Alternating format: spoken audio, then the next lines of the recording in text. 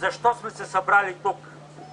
Акцията е в подкрепа на децата с редки и тежки заболявания и е във връзка с формалният и незадоволителен отговор на депозираните в края на месец февруари тази година наши искания. Ние не получихме ясни и адекватни отговори на въпросите, с които ще ви запозная, а само констатация на проблемите на децата с редки и тежки заболявания. А тези деца, макар и малко, са болни и те са едни от нас.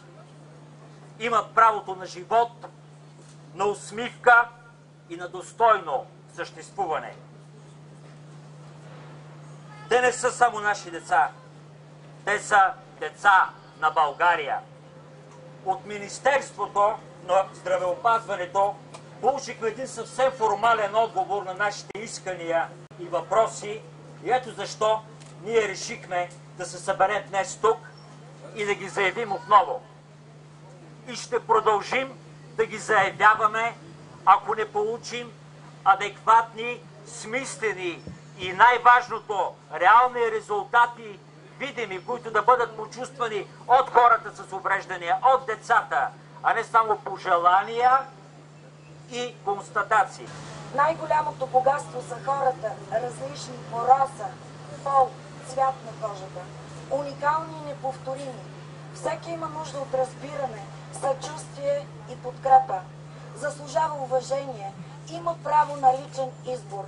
Голяма част от хората не проявяват уважение към различните от тях. Човешките права са универсални, но можем ли да кажем, че хората с увреждания са притежатели на тези права? Не се изпълняват утвърдени програми и документи.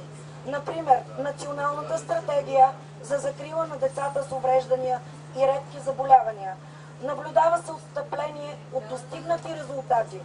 Това е част от поредицата порочни промени, които се правят, за да се отнемат конкретни права.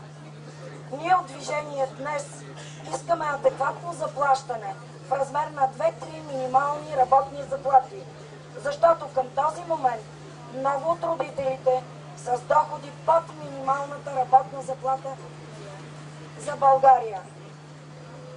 Пример, в размер на 180-210 лева бруто. Докато в институция сумата на издръжката на едно лице е в размер на 6-7 хиляди лева.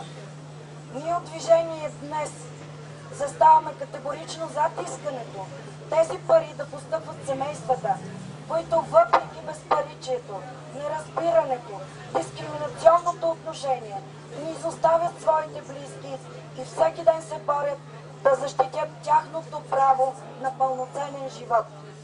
Искаме създаване на система на социална здравна защита за лицата с увреждания, да се гарантира правото на всяко лице с увреждане да получи необходимата му медицинска помощ и медицински услуги.